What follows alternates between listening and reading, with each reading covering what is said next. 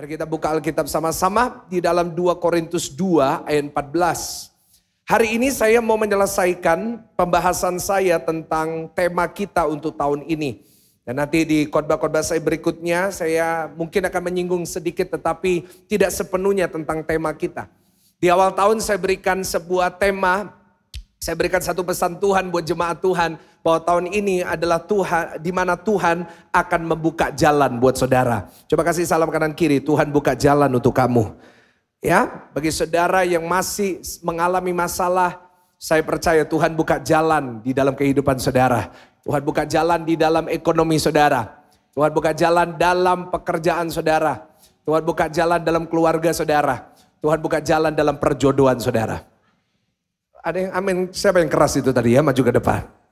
Ayo kita buka 2 Korintus 2 ayat 14. Hari ini saya mau menutup Waymaker. Dan nanti saya akan singgung dikit demi dikit di sepanjang tahun ini. Ya, baca sama-sama dengan saya dengan suara yang keras. 1, 2, 3. Tetapi syukur bagi Allah yang dalam Kristus selalu membawa kami di jalan kemenangannya. Dengan perantaran kami, ia menyebarkan keharuman pengenalan akan dia di mana-mana. Saudara, ayat ini ditulis oleh seorang rasul yang bernama Paulus. Ayatnya tetap di sini. Dikatakan tetapi syukur bagi Allah. Dikatakan yang dalam Kristus selalu membawa kami di jalan kemenangannya. Waktu saya membaca ayat ini, saya meyakinkan dan saya mengaminkan bahwa jalan kemenangan dialami oleh setiap jemaat yang mendengarkan khotbah ini. Nah, tetapi saudara, fokus saya bukan di kata jalan kemenangan. Tetapi pada saat saya membaca ayat ini, ikuti saya mendapat rema dari kata selalu. Ulangin sama-sama kata apa saudara? Selalu. Apa arti selalu? Arti selalu artinya setiap kali, every time, always, selalu. Artinya setiap kali. Dikatakan selalu membawa kami di jalan kemenangan. Artinya Paulus sedang berkata di dalam setiap langkah hidupnya. Di dalam setiap apapun yang dia lakukan. Ujung-ujungnya Tuhan berikan dia kemenangan. Itu yang dia katakan. Dan kenapa kata ini menjadi rema? Karena hari-hari ini saya sedang belajar tentang Paulus. Kalau saudara ikut doa pagi. Berapa banyak yang ikut doa pagi? Saudara ikut doa pagi. Saudara tahu saya sekarang sedang membahas surat Filipi. Saya lagi belajar tentang Paulus lebih dalam bersama dengan jemaat. Dan saudara, ayat yang baru kita baca agak sedikit berkontradiksi dengan apa yang saya pelajari. Kenapa? Karena nanti kalau saudara pulang belajar tentang perjalanan Paulus. Jujur kenyataannya tidak selalu Tuhan memberikan dia jalan kemenangan. Kalau di ayat 14 dia berkata selalu Tuhan memberikan. Kenyataannya saat saudara baca kisah para rasul, saat saudara baca surat di Korintus, saat saudara baca Filipi, tidak selalu dia diberikan kemenangan. Lalu kenapa Paulus tetap berkata selalu membawa saya? Padahal seringkali kalau saudara perhatikan di dalam kisah-kisah Paulus, bukannya Tuhan buka jalan buat dia. Tetapi justru seringkali Tuhan banyak menutup jalan bagi Paulus. Jadi saudara di rumah belajarlah tentang Paulus. Kalau saudara perlu ikuti doa pagi. Supaya saudara mengenal siapa Paulus ini. Saudara siapa Paulus?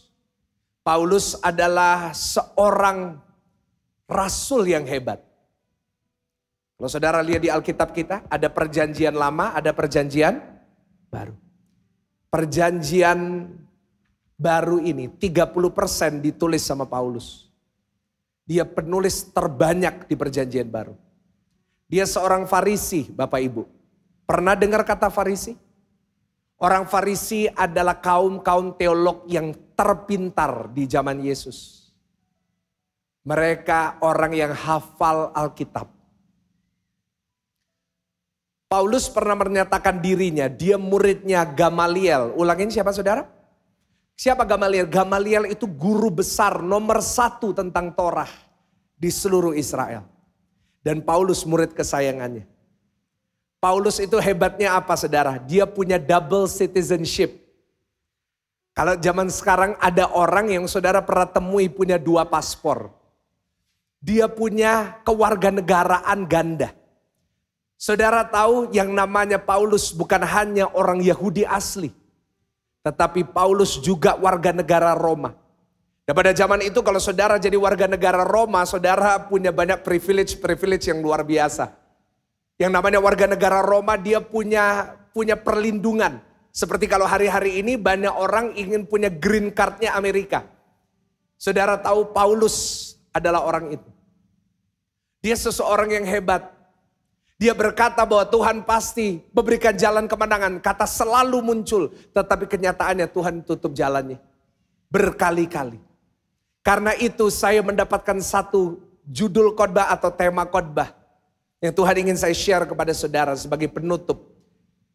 Dari seri kita tentang Waymaker, Tuhan yang membuka jalan.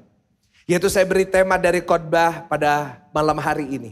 Yaitu Tuhan yang menutup jalan. Ulangin sama-sama dengan saya. 1, 2, 3 apa saudara? Tuhan. Pak Pendeta gimana sih? Katanya Tuhan buka jalan. Kok sekarang temanya apa saudara? Stop di situ. Nanti saudara akan belajar ikuti saya. Dan saudara hari ini akan belajar. Tampilkan lagi judulnya dengan satu judul Tuhan yang saya berikan kutipan. Karena saya ingin saudara belajar apa yang diartikan dengan menutup.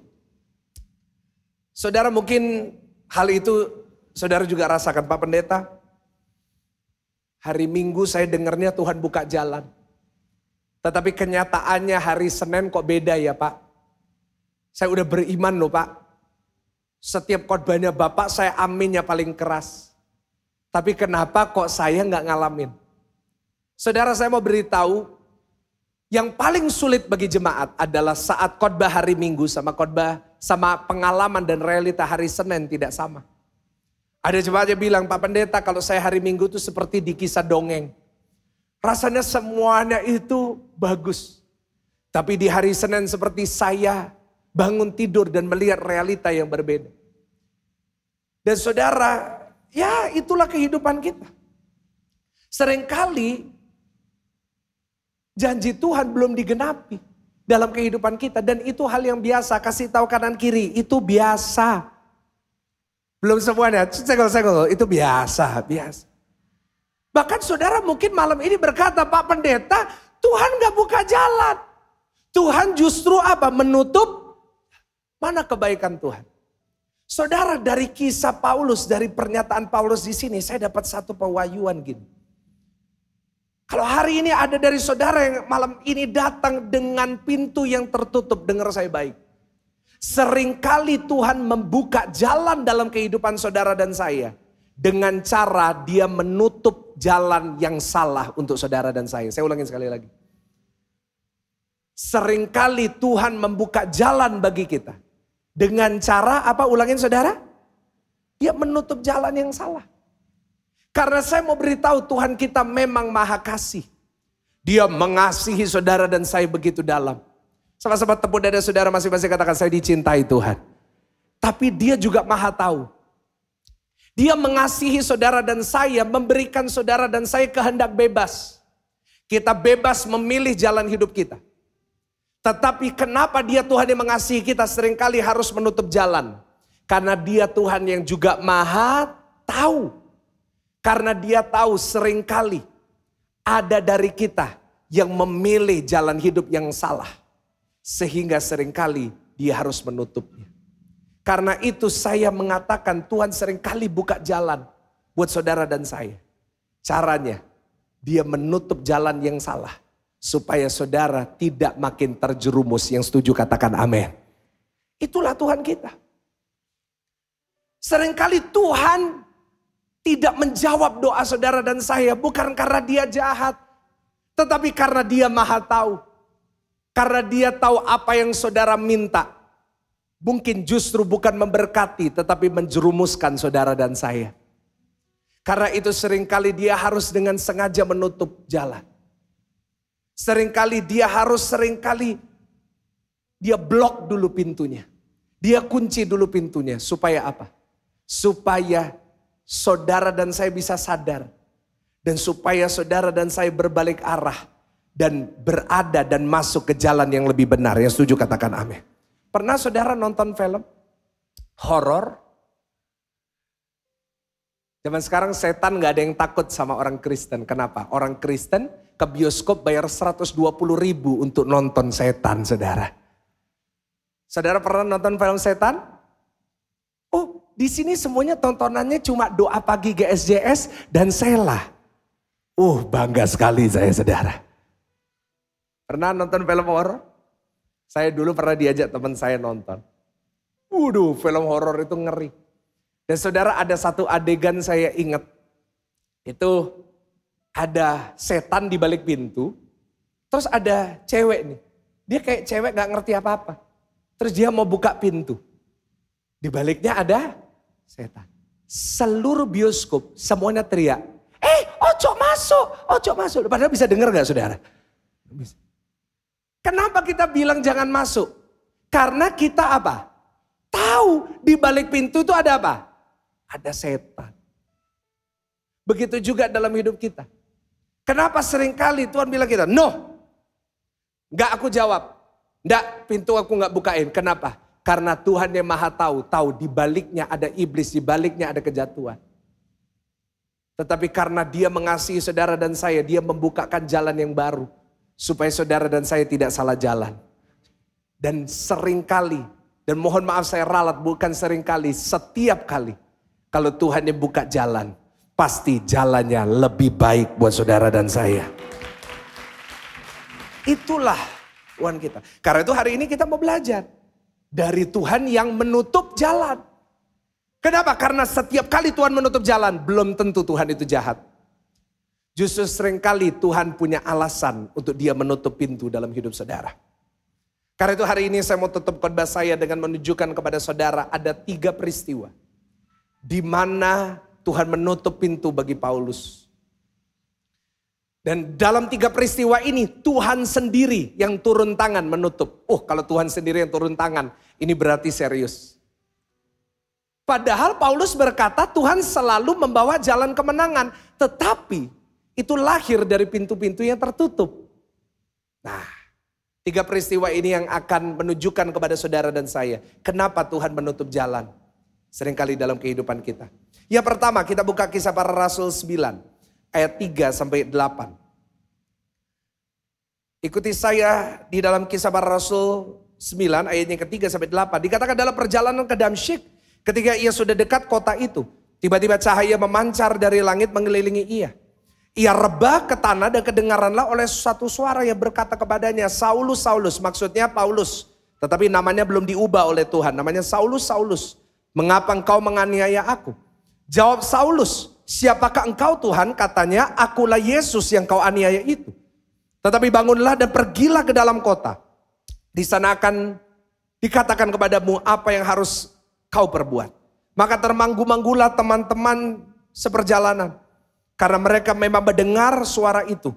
Tetapi tidak melihat seorang juga pun. Ayat 8 baca sama-sama. 1, 2, 3. Saulus bangun dan berdiri lalu membuka matanya. Tetapi ia tidak dapat melihat apa-apa. Dan mereka harus menuntun dia masuk. Nah kita lanjut ayat 9. Coba bisa gak ditampilin ayat 9. Dikatakan seperti ini. 3 hari lamanya ia tidak dapat melihat. Dan 3 hari lamanya ia tidak makan dan minum. Saudara, yang pertama kita bisa lihat. Kapan Tuhan tutup jalan buat Paulus. Itu yang pertama. Saat dia dibutakan di jalan Damsyik. Saat dia dibutakan di mana Bapak Ibu Saudara? Di Damsyik. Jadi ceritanya gini. Paulus lagi perjalanan ke Damsyik. Dia lagi jalan nih sama rombongannya. Dia lagi memimpin orang-orang. Companionnya dikatakan di dalam bahasa Inggris. Tiba-tiba di tengah jalan saat dia menuju ke Damsyik. Tuhan datang dengan cahaya yang besar. Dan membuat mata Saulus jadi buta. Di sini dengan jelas Tuhan menutup jalan. Dengan jelas Paulus lagi mau jalan nih. Dia mau jalan melakukan sebuah pekerjaan. Dia sudah memilih dan dia sudah bertugas. Bahkan nanti kita akan baca, dia dapat surat tugas untuk melakukan tugasnya. Dia lagi pergi menuju untuk mengerjakan tugasnya. Tiba-tiba dia dibuat buta. Sehingga 3 hari 3 malam dia gak bisa ngapa-ngapain. Tuhan menutup jalan bagi dia. Nah pertanyaannya, kenapa Tuhan tutup jalan? Kenapa kok Tuhan membutakan Saulus? Saulus orang Farisi, Saulus ngerti firman. Kenapa kok dia dibutakan? Jawabannya di ayat 1-2. Dikatakan sementara itu berkobar-kobar hati Saulus untuk mengancam dan apa? Bapak Ibu baca sama-sama. Dan apa? Membunuh murid-murid Tuhan. Ia menghadap imam besar ayat 2 dan meminta surat kuasa daripadanya untuk dibawa kepada majelis-majelis Yahudi di Damsyik, supaya jika ia menemukan laki-laki atau perempuan yang mengikuti jalan Tuhan, ia menangkap mereka dan membawa mereka ke Yerusalem. Nggak taunya. Kenapa Tuhan menutup jalan buat Paulus? Karena jalan yang dipilih oleh Saulus di sini itu penuh dengan hawa nafsu. Kenapa Tuhan menutup pintu, menutup jalan bagi Saulus? Karena jalan yang dia pilih menuju ke Damsyik bukan punya tujuan memuliakan Tuhan. Tetapi tujuannya adalah hawa apa saudara? Hatinya berkobar-kobar. Dia semangat. Tapi semangatnya bukan untuk menginjil. Semangatnya buat apa? Bunuh orang. Penuh dengan hawa nafsu. Dia mau bunuh murid-murid Yesus. Kenapa? Karena dia tidak setuju dengan pengajaran dari Yesus. Itulah sebabnya Tuhan menutup jalan. Coba renungkan dalam hidup saudara dan saya. Mungkinkah Tuhan menutup jalan saudara? Mungkinkah Tuhan menutup jalan dalam hidupmu? Karena mungkin keputusan yang kau buat, jalan yang kau buat bukan berdasarkan kemuliaan Tuhan. Tapi berdasarkan apa tadi saudara? Hawa nafsu. Mungkin keputusan jalan yang saudara buat mungkin berdasarkan iri hati. Berdasarkan saudara marah dengan orang. Marah dengan istri, marah dengan suami. Saudara yang heran tentang Saulus ini. Dia mau pergi membunuh orang. Membunuh murid-murid. Tetapi dia merasa dirinya benar. Iya enggak saudara? Sampai dia datang minta surat kuasa untuk bunuh orang. Loh, inilah bahayanya orang yang membuat keputusan karena hawa nafsu. Dia selalu merasa dirinya itu benar. Setan selalu akan membungkus keputusan salah, hawa nafsu, dengan kebenaran. Dia akan membuat saudara berpikir keputusan saudara itu paling benar. Padahal dasarnya adalah hawa nafsu.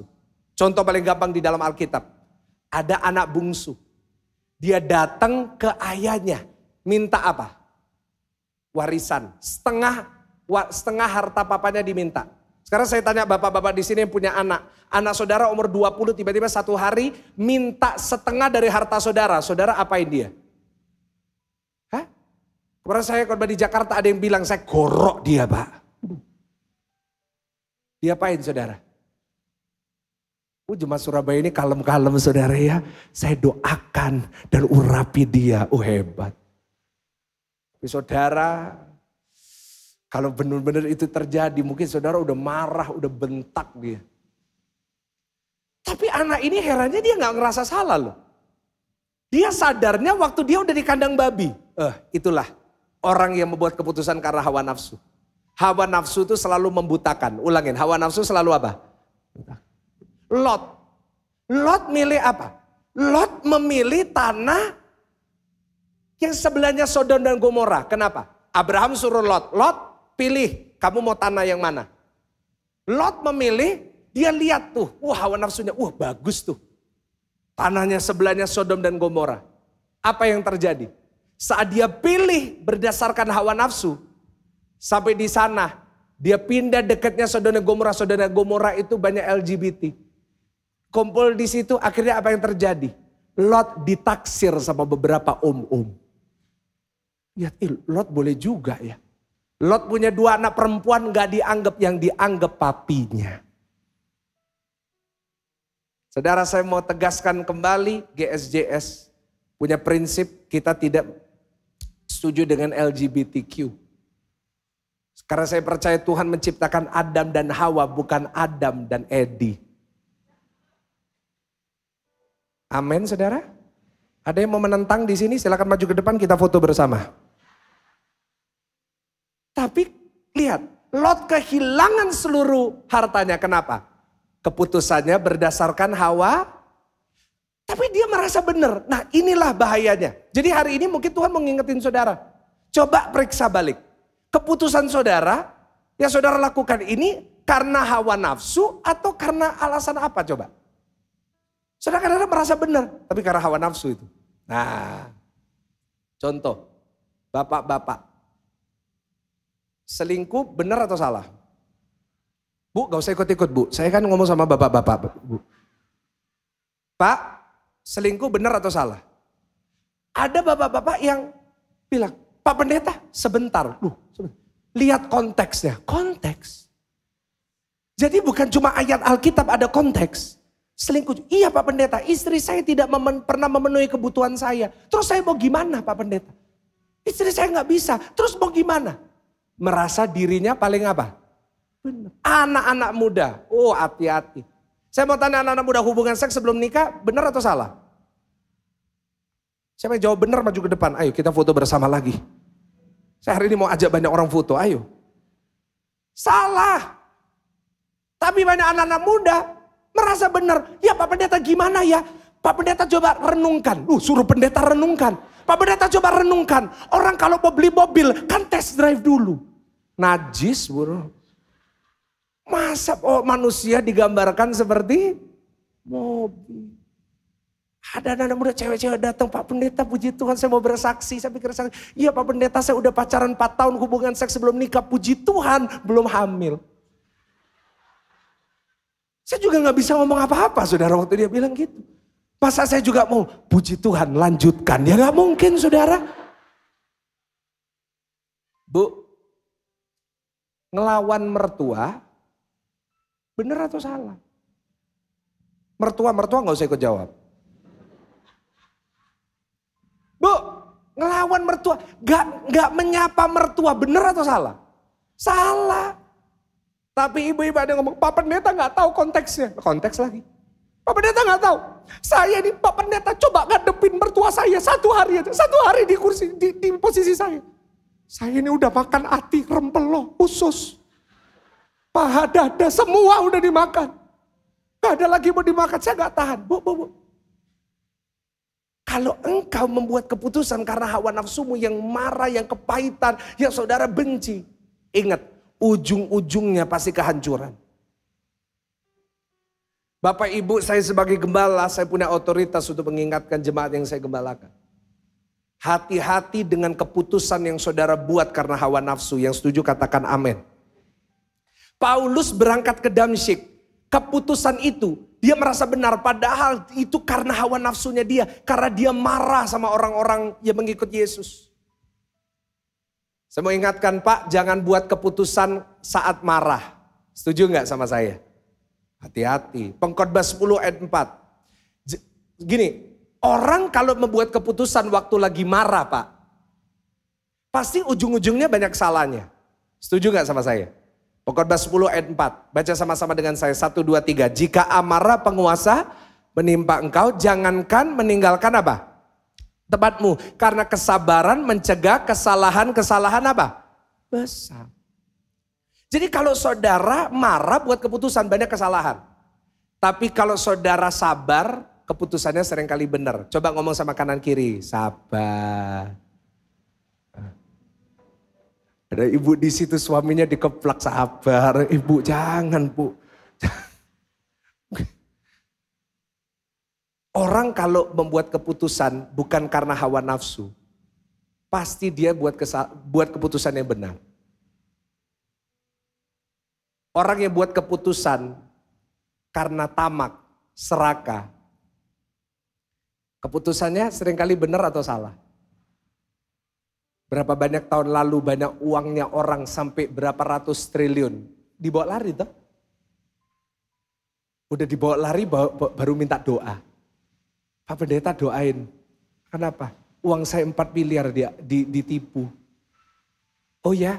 Terus dia ngomong, iya Pak Pendeta. Coba gitu uang 4 miliarnya saya kasihkan ke Pak Pendeta Michael untuk GSJS. Oh udah hilang baru mau disumbang ya Bu ya. Itu cuma kenangan aja.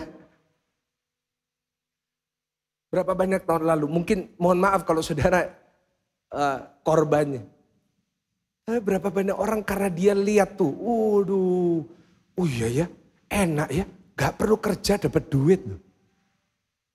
Alkitab gak pernah ngajarin orang gak kerja bisa diberkati, enggak. Firman Tuhan ngajarin kau harus rajin, kau harus giat dan tekun. Yang setuju katakan amin.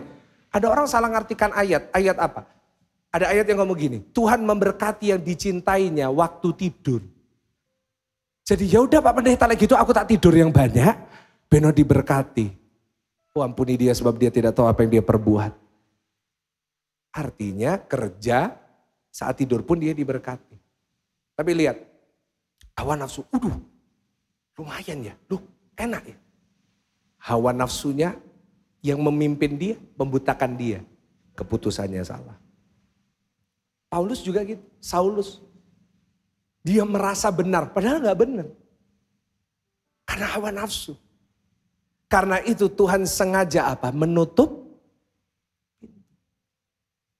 Supaya apa? Supaya Paulus tidak malah jatuh ke jalan yang lebih salah lagi.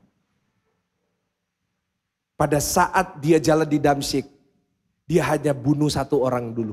Namanya Stefanus. Waktu dia di Damsyik, kalau Tuhan biarkan, apa yang terjadi? Dia bisa bunuh ratusan bahkan ribuan orang. Karena itu Tuhan tutup jalan. Karena Tuhan sayang sama Paulus. Bapak Ibu di sini, saudara dengerin saya baik. Kalau Tuhan masih menutup jalan, kalau seringkali Tuhan masih turun tangan dalam hidup saudara, artinya Tuhan masih sayang sama saudara. Yang bahaya adalah saudara sama Tuhan itu bahasa Jermannya dicul-culno. Mau buat apapun terserah, bahaya. Saudara kalau punya anak, kalau saudara sayang sama dia, pasti saudara larang dia. Setuju gak sama saya? Saudara tahu ini dia berteman dengan yang gak benar. Saudara bolehin gak dia pergi? Seorang orang tua yang baik akan bilang, oh gak boleh. Lu kenapa? Lu itu teman-teman baik. No.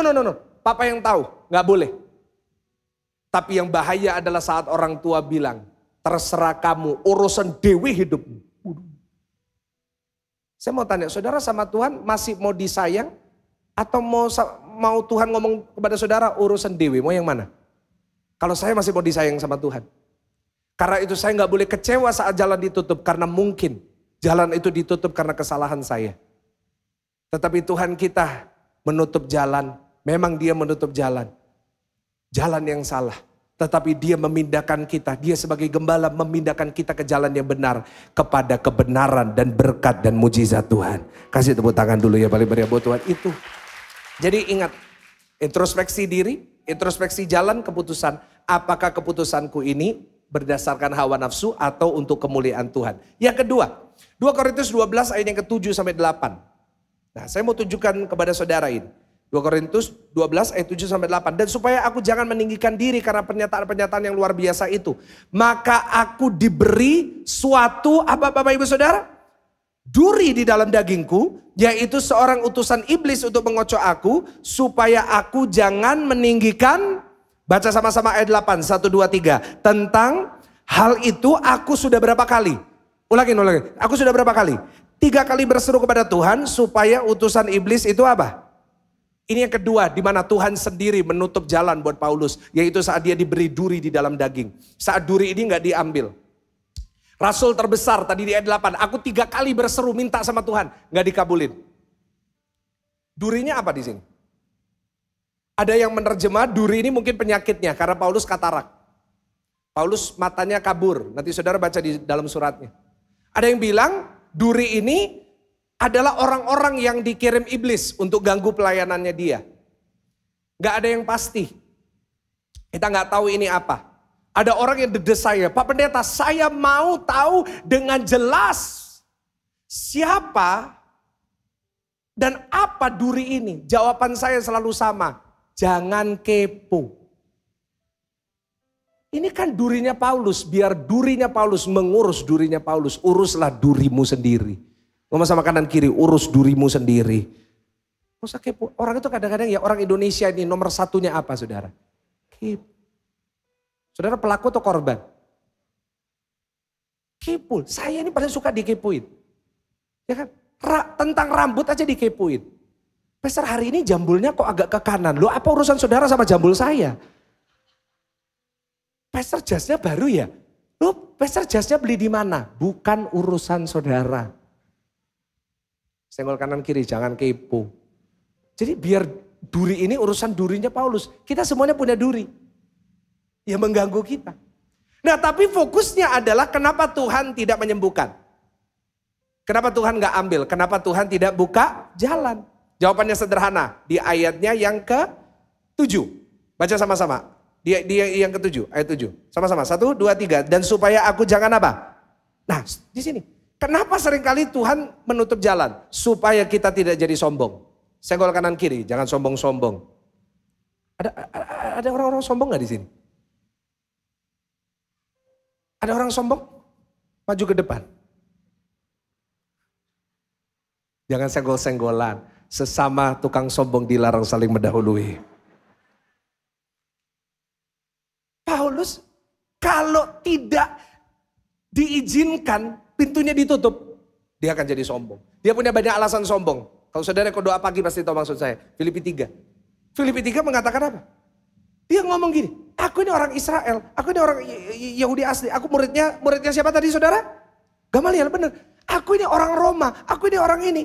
Ah ini dia. Kenapa Tuhan tidak jawab yang ini? Supaya Paulus tidak sombong, melainkan tetap jadi apa? Rendah hati. Kelemahan besar manusia itu apa? Gampang jadi sombong.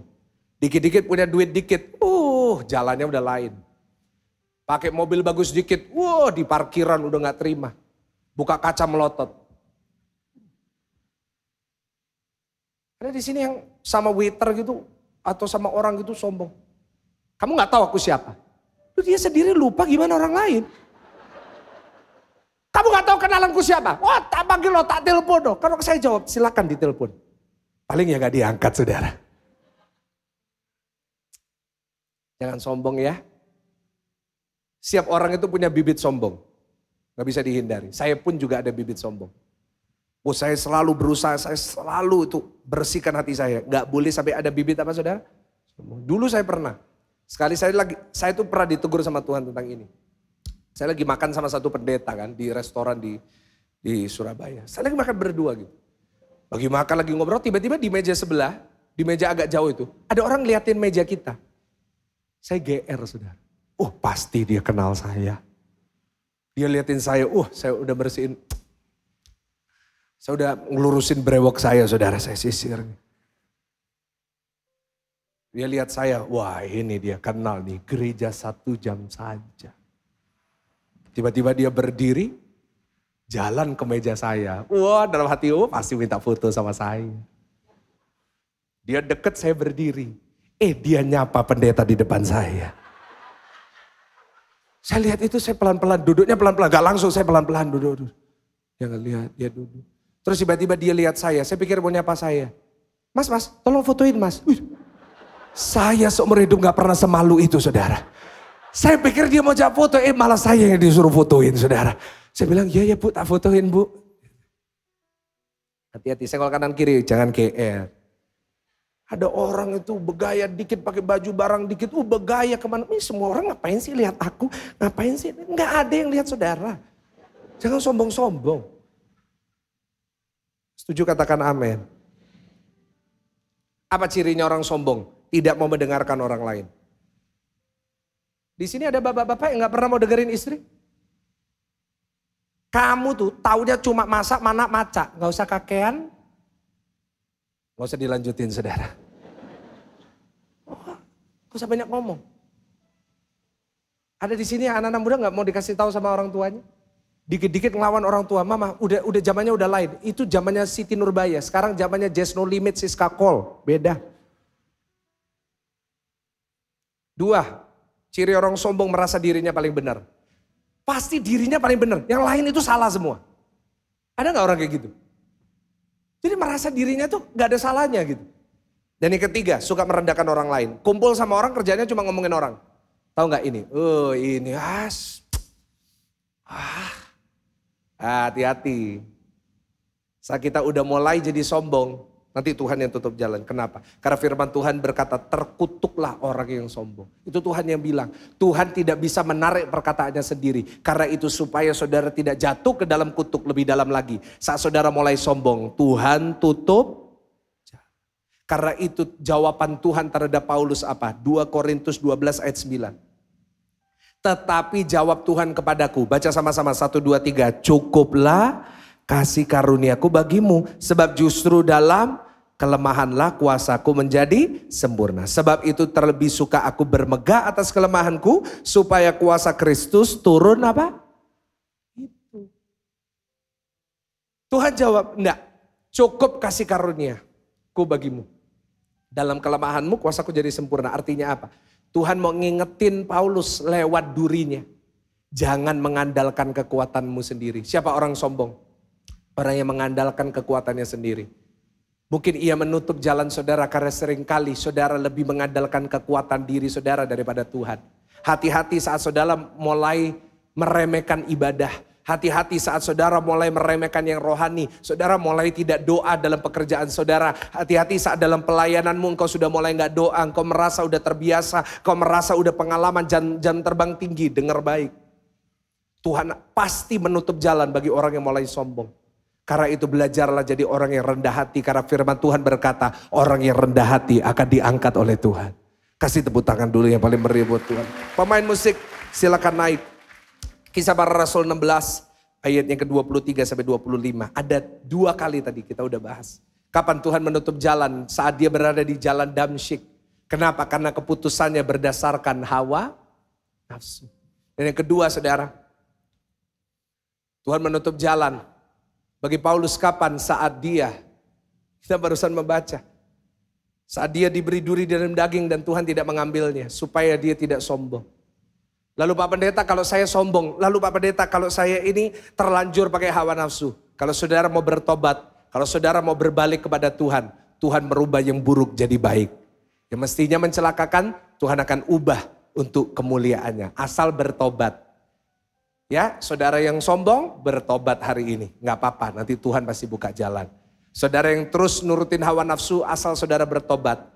Pasti Tuhan tolong. Yang ketiga yang terakhir. Kisah Para Rasul 16 ayat 23 sampai 25. Ini tentang Paulus lagi. Setelah mereka berkali-kali didera. Mereka dilemparkan ke dalam penjara. Kepala penjara diperintahkan untuk menjaga mereka dengan sungguh-sungguh. Sesuai dengan perintah itu, kepala penjara memasukkan mereka ke ruang penjara yang paling tengah. Dan membelenggu kaki mereka dalam pasungan yang kuat. Ayat 25 baca sama-sama. 1, 2, 3. Tetapi kira-kira tengah malam Paulus dan Silas apa saudara? Berdoa dan menyanyikan puji-pujian kepada Allah dan orang-orang hukuman lain apa? Dengar. Yang ketiga, Tuhan menutup jalan buat Paulus saat dia berada di dalam Filipi, di penjara di Filipi. Dia lagi di Filipi. Dia memberitakan Injil di Filipi. Paulus sama Silas, wah semangat memberitakan Injil. Dia nggak sombong, ya dia udah nggak pakai hawa nafsu lagi. Namanya dari Saulus berubah jadi Paulus. Dia sudah memberitakan Injil, dia udah ngelakuin yang benar. Tiba-tiba dimasukin mana? Pernah gak saudara udah gak sombong, saudara udah gak pakai hawa nafsu, saudara udah hidup benar, tapi tetap Tuhan tutup pintu. Pak saya udah ngelakuin firman, Pak saya udah hidup benar, Pak saya udah ibadah. Kenapa kok Tuhan masih tutup? Ini yang dialamin sama Paulus. Loh dia ngelakuin yang benar. Kenapa? Jawabannya sederhana. Jawabannya ada di ayat 26. 1, 2, 3. Akan tetapi, sama-sama baca. Terjadilah apa saudara? Gempa bumi yang hebat sehingga sendi-sendi penjara itu apa saudara? Goyah. Dan seketika itu juga terbukalah sebuah pintu dan terlepaslah apa Bapak Ibu Saudara? Perhatikan kenapa Tuhan menutup pintu padahal kita udah ngelakuin yang benar. Kenapa? Karena seringkali Tuhan akan menutup pintu di dalam kehidupan orang yang dikasihinya. Kenapa? Untuk menyatakan mujizat dahsyat lewat hidupmu. Tepuk tangannya harus lebih mantap dari itu. Kenapa? Pak, saya udah benar. Pak, saya udah ini. Sabar, sabar. Artinya lewat hidupmu Tuhan menyatakan kemuliaan besar. Saudara, dia udah benar. Dia dimasukin ke penjara paling tengah. Dia dirantai. Lalu dikatakan firman Tuhan, dia doa dan nyanyi. Saya nggak tahu nyanyi lagu apa, tapi mungkin tak selalu Tuhan menjawab. Lagunya GZS dong Pak. Iya, siapa tahu saudara. Paulus lagi nyanyi. Apa yang terjadi? Paulus tiba-tiba lihat ada gempa bumi. Semua rantai dilepas. Semua pintu penjara kebuka. Loh, itu kalau bukan mujizat gak mungkin. Ini penjaranya Roma, nomor 1 di dunia waktu itu. Tetapi Tuhan menyatakan mujizat dalam hidup Paulus. Untuk apa? Untuk dia menyatakan kemuliaan. Ayat terakhir. Ayat 27-31. Saudara perhatikan screen saudara. Ketika kepala penjara itu terjaga. Mungkin saudara gak pernah dengar cerita ini. Ikutin saya. Ketika kepala penjara itu terjaga. Dia bangun dari tidur. Dan melihat pintu-pintu penjara terbuka. Ia menghunus pedangnya hendak membunuh diri. Karena ia menyangka apa saudara? Bahwa orang-orang hukuman itu telah apa? Dia takut kalau sampai ini semua napinya lari. Dia pasti dibunuh. Mendingan dia bunuh diri. Tetapi Paulus berseru dengan suara nyaring katanya, jangan celakakan dirimu sebab kami semuanya masih ada di sini. Ayat 29, kepala penjara itu menyuruh membawa suluh lalu berlari masuk dengan gemetar, tersungkurlah ia di depan Paulus dan Silas. Ia mengantar mereka, ayat 30, keluar sambil berkata, baca sama-sama 1 2 3, Tuhan, Tuhan, apakah yang harus aku perbuat supaya apa saudara, supaya aku 31 lebih keras lagi 1 2 3. Jawab mereka apa saudara? Percayalah kepada Tuhan Yesus Kristus dan engkau akan selamat, engkau dan seisi. Tujuan apa Tuhan menutup pintu buat Paulus sehingga ia masuk penjara? Untuk dia menyelamatkan satu jiwa, yaitu kepala penjara ini. Kasih tepuk tangannya paling meriah, paling meriah. Bangkit berdiri bersama-sama, bangkit berdiri bersama-sama.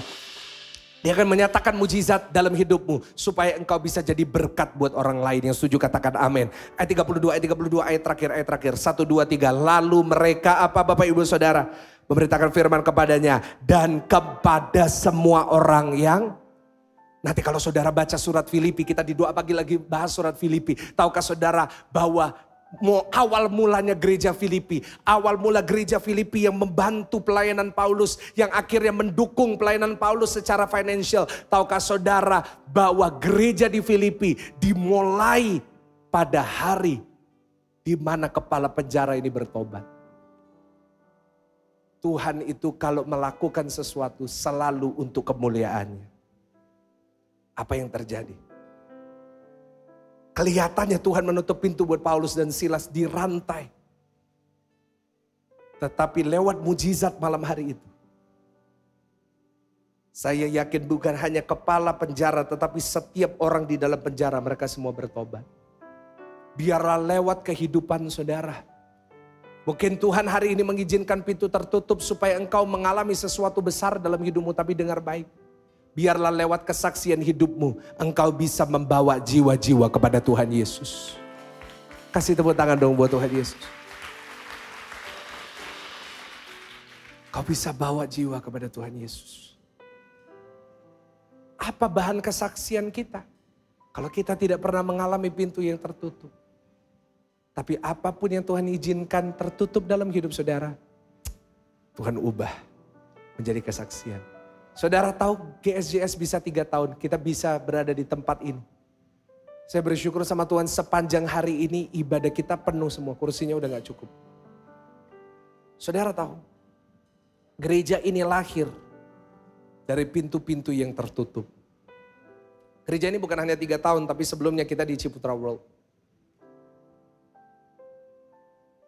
Pada saat sebelum kita buka di Ciputra World tahun 2018, saya dengan istri pada tahun 2017 mencari tempat di Surabaya Barat untuk kita Pembuka cabang dari GSJS waktu itu kita di Grand City. Kita rindu karena banyak jemaat di barat, tetapi tidak bisa hadir karena kejauhan kalau ke timur. Saudara tahu? Pada saat itu kami mencari tempat demi tempat, tetapi kami tidak menemukannya. 2017 kita ke tempat ini, saudara. Kalau saudara ingat tahun 2017, tempat ini dipakai untuk basar. Waktu itu Basya Market, saya masih ingat sekali. Tempat ini, gereja ini. Saya ke sini, saya lihat, wow, ini bisa nih buat gereja besar. Saya telepon saudara. Dan yang mengangkat adalah seseorang yang bernama Amanda. Saya telepon. Dan dia bilang, sorry, tempat ini gak disewakan untuk gereja. Oke. Saya mencari beberapa tempat. Saya waktu itu mencari di ruko dan lain-lainnya. Gak dapat. Lalu 1 tahun kemudian, puji Tuhan, kita diberikan Ciputra World. 300 orang kursinya. Tetapi saya tahu di dalam benak saya Tuhan pasti ingin memakai GSJS lebih daripada itu. Saya mencari tempat yang lebih besar. Datanglah saya ke Pakuan Mall lagi. Dan akhirnya ada tempat, puji Tuhan. Itu 2018. Di mana? Kalau saudara nanti ke bawah ada Samsung Store. Saudara tahu di sebelahnya itu ada besar posternya biasanya. Ini Samsung, ini sebelah kiri. Di dalam poster itu ada ruangan. Kapasitasnya 350. Saya bilang ini tempatnya bagus. Wah pasti ini. Tetapi dalamnya masih plesteran semua. Kita harus mengisi penuh. Masalahnya tempatnya ada. Uangnya ada. Gak jadilah. 1 tahun kemudian. Kita 1 tahun di Ciputra World. Saya kembali ke Pakuan Mall. Saya mencari tempat. Ditawari di satu tempat yang ada satu tempat tutup di sebelahnya AW di bawah. Kapasitasnya 500. Saya bilang ya ini. Tetapi akhirnya tempatnya gak jadi tutup. Karena itu saya gak boleh sebut namanya. Kalau gak pasti saudara nanti kepo dan pasti nyari. Gak jadi tutup karena itu gak pakai. Gak jadi. Waktu itu Ciputra World penuh. Setiap ibadah kita kehabisan kursi sampai kita dimarahin sama bioskop. Ini kursinya udah habis. Tapi saya tahu Tuhan mau ngerjakan sesuatu yang lebih besar. Apa yang terjadi? Saya ke mall ini lagi. Pada saat itu tempat ini available. Dan pada saat itu apa yang kita butuhkan Tuhan sudah sediakan. Kasih tepuk tangan yang paling meriah buat Tuhan. Sewalah tempat ini. Dengan kapasitas 1.700 orang. Yang hari ini tanggal 5 Februari 2023. Bisa menampung kurang lebih 8.000 jemaat sepanjang hari. Itulah caranya Tuhan.